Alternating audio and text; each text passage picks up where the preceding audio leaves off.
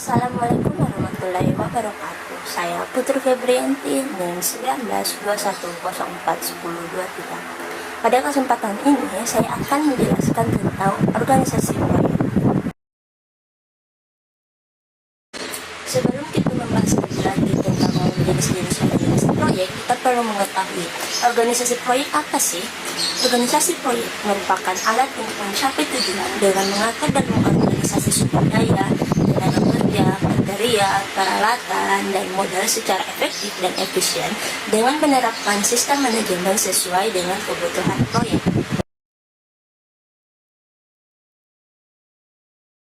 Pada kali ini, di sini saya akan membahas jenis-jenis proyek, organisasi proyek berdasarkan dua kategori.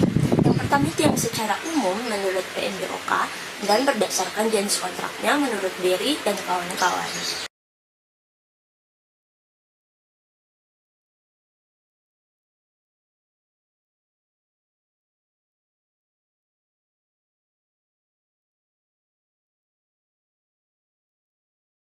Jenis organisasi yang pertama yang menurut PMBOK yaitu organisasi fungsional. Dalam organisasi proyek fungsional, susunan organisasi proyek dibentuk dari fungsi-fungsi dan terdapat dalam suatu organisasi. Organisasi ini biasanya digunakan ketika suatu bagian fungsional memiliki kepentingan yang lebih dominan dalam penyelesaian suatu proyek. Kelebihan dari organisasi ini yaitu yang pertama adanya fleksibilitas yang tinggi dalam penggunaan karyawan atau staf. Yang kedua, orang-orang dengan keahlian tertentu ditugaskan pada banyak proyek yang berbeda. Yang ketiga, orang dengan keahlian berbeda dikelompokkan di dalam satu grup untuk berbagi pengetahuan dan pengalaman yang bermanfaat bagi pemecahan masalah teknis. Yang keempat, fungsional yang bersangkutan bisa jadi basis bagi kelangsungan teknologi bila para personel keluar dari proyek. Yang kelima, organisasi ini mempunyai jalur karir bagi mereka yang mempunyai keahlian tertentu. Sedangkan kekurangan organisasi ini yaitu yang pertama, klien tidak menjadi perhatian utama dari aktivitas yang dilakukan oleh orang yang terlibat dalam proyek. Yang kedua, divisi fungsional cenderung berorientasi pada aktivitas yang sesuai dengan fungsinya. Yang ketiga, tidak ada individu yang diberi tanggung jawab penuh untuk mengurus proyek. Yang keempat, motivasi untuk orang yang ditugaskan ke proyek cenderung lemah. Yang kelima, proyek yang kompleks secara teknis tidak dapat dikerjakan dengan baik tanpa totalitas. Jenis organisasi yang kedua yang menurut PMBOK yaitu organisasi proyek murni, yaitu proyek yang terpisah dari organisasi induk, di mana menjadi organisasi tersendiri dalam staf teknis tersendiri dan terhubung dengan organisasi induk hanya berupa laporan kemajuan atau kegagalan secara periodik mengenai proyek. Kelebihan organisasi ini yaitu yang pertama, manajer proyek mempunyai wewenang penuh untuk mengelola proyek. Yang kedua, semua anggota tim proyek bertanggung jawab kepada manajer proyek. Yang ketiga, rantai komunikasi menjadi penting, yaitu manajer proyek dengan eksekutif secara langsung. Yang keempat, proyek yang sejenis yang berturut-turut bisa dilakukan oleh tim yang sama. Yang kelima, pembuatan keputusan cepat serta kewenangannya terpusat. Yang keenam, adanya kesatuan komando karena bertanggung jawab kepada satu atasan. Yang ketujuh, bentuk organisasi cukup simpel sehingga mudah dilaksanakan. Yang kedelapan, adanya dukungan menyeluruh terhadap proyek. Sedangkan untuk kekurangan organisasi ini yang pertama, bisa terjadi duplikasi usaha dan fasilitas jika terjadi banyak proyek. Yang kedua, strukturnya sendiri menambah biaya yang cukup mahal untuk organisasi induk. Yang ketiga, ketidakkonsistenan prosedur sering terjadi. Yang keempat, proyek yang sudah selesai menimbulkan masalah bagi tim proyeknya. Yang kelima, penumpukan sumber daya yang berlebihan untuk mendapat dukungan teknis dan teknologi sewaktu-waktu akan dibutuhkan, tetapi biasa dipegang pada saat yang tidak dibutuhkan.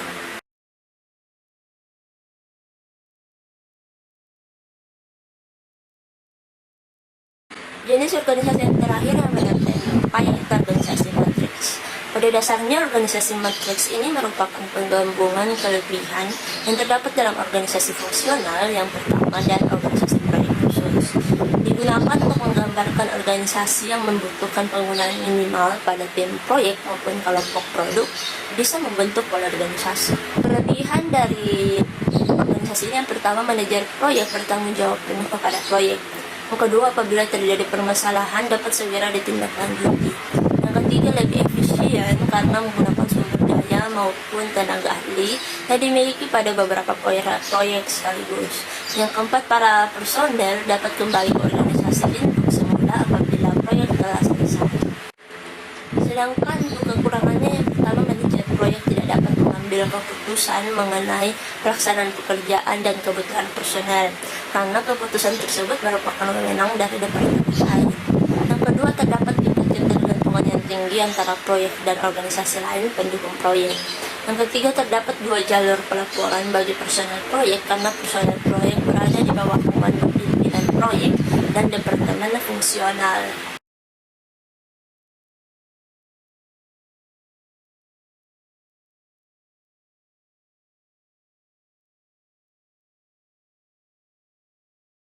Nah, selanjutnya kita akan membahas jenis organisasi menurut Benny dan kawan-kawan, yaitu yang dikaitkan dengan jenis kontrak yang berlaku pada pelaksanaan proyek.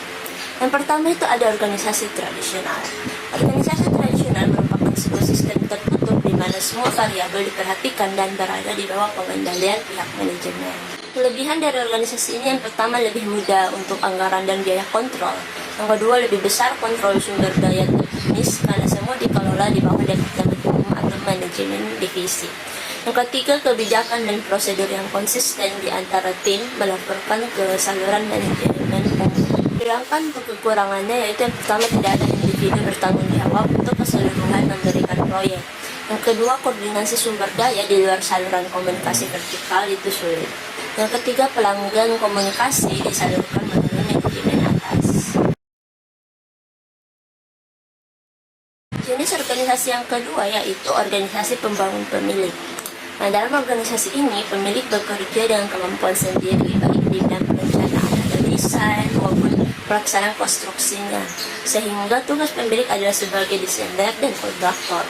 Meskipun pemilik bertindak sebagai kontraktor, beberapa pekerjaan konstruksi dapat diberikan kepada kontraktor atau subkontraktor lainnya.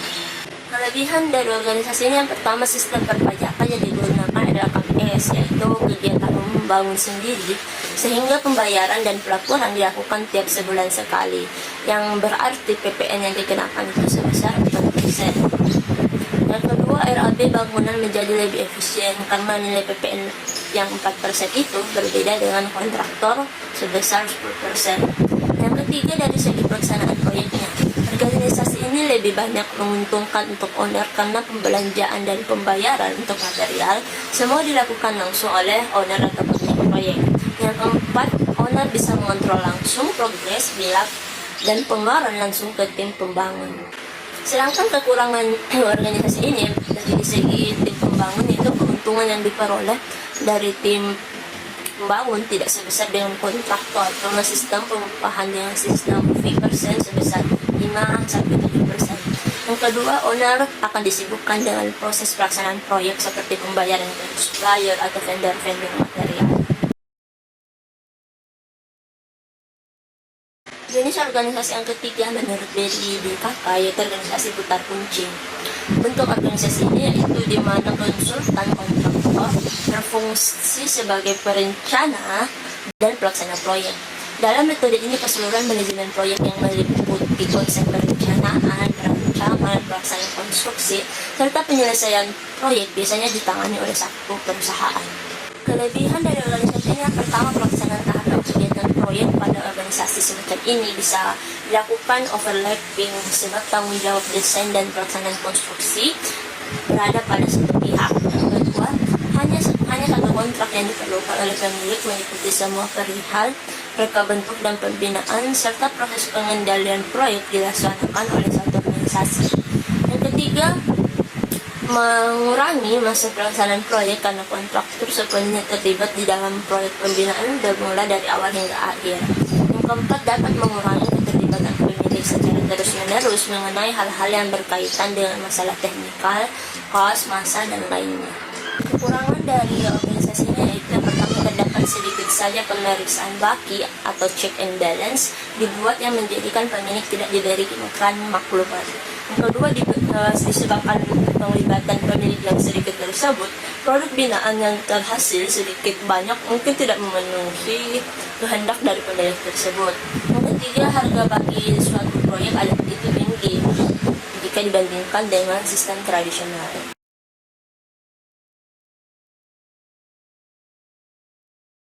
Jenis yang terakhir menurut Pierre dan Papa yaitu organisasi manajemen konstruksi.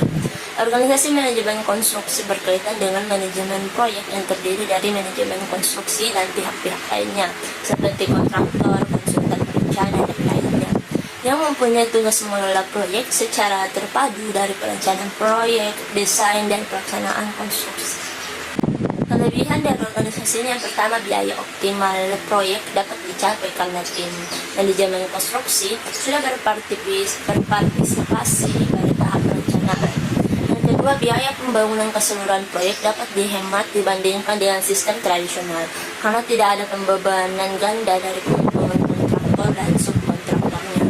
Yang ketiga, waktu yang dipergunakan untuk perencanaan dan rancangan bangunan dapat lebih panjang sehingga kualitas desain semakin sempurna.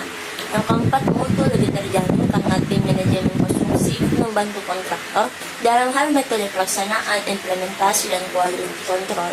Dan yang terakhir yaitu pemilik proyek tidak perlu menyediakan banyak staf karena praktis semua penilaiannya dapat ditangani dengan baik melalui pendekatan metode manajemen konstruksi. Sedangkan kekurangan dari organisasinya, pertama, pemilik yang kurang memiliki kompetensi pada konstruksi dan biaya biasanya akan mudah curiga dan menghambat kemajuan proyek atau tidak mampu memahami induk keluhan dan sengketa. Yang kedua, keterbatasan kemampuan pemilik untuk langsung berkomunikasi dengan kontraktor. Yang ketiga, potensi konflik karena adanya gabungan yaitu perencana dan pelaksana yang membatasi penyedia jasa desain arsitektur atau tidak mengakui atau tidak mendukung kontrak rancang bangun. Yang keempat, pemilik mungkin harus melakukan pembayaran awal yang lebih signifikan karena membutuhkan biaya awal dalam membuat proposal.